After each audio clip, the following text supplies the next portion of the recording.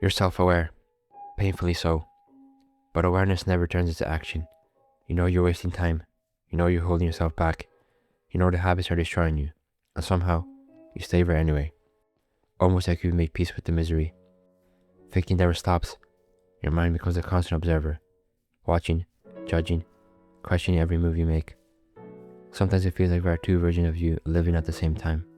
The version everyone else sees, and the version trapped inside your head. And the one inside your head never shuts up. You analyze every word people say, every expression, every interaction.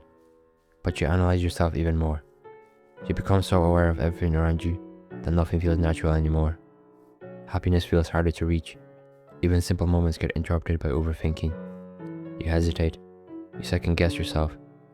You live in fear of making the wrong decision because you can already imagine every possible outcome. You overthink until your thoughts turn against you. And the worst part is, you're fully aware that it's happening. You know that you're the obstacle in your own life. Eventually, you start feeling disconnected, like you don't fit in anywhere, like everyone else understands something about life that you missed. Or maybe something is off with the world, but you can't say it out loud because people would just shrug and say, that's just how things are.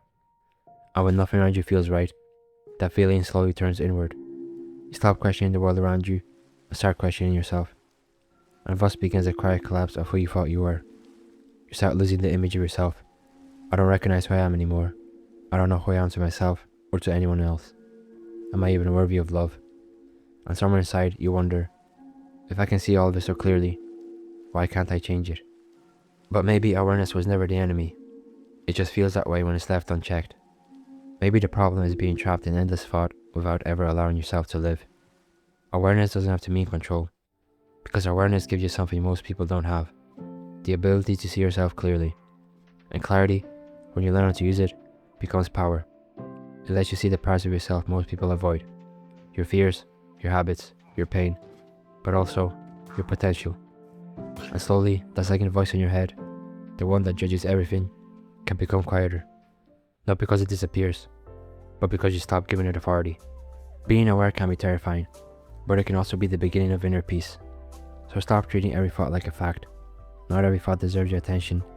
Not every fear is telling the truth. Sometimes what feels like deep thinking is just your mind looping in circles. You don't need to solve every thought. You don't need to analyze every feeling. Sometimes peace comes from stepping back, not digging deeper. To exist outside your own head, even for a moment. Self-awareness becomes dangerous when it turns into self-destruction, but powerful when it turns into understanding. You don't need to have yourself fully figured out right now. You don't need to know exactly who you are. And maybe life isn't about becoming a perfect version of yourself. Maybe it's learning how to exist peacefully with yourself. And maybe the fact that you're questioning everything means a part of you still cares. A part of you still wants to grow, still wants meaning, still wants a better life. And that's not weakness, that's hope.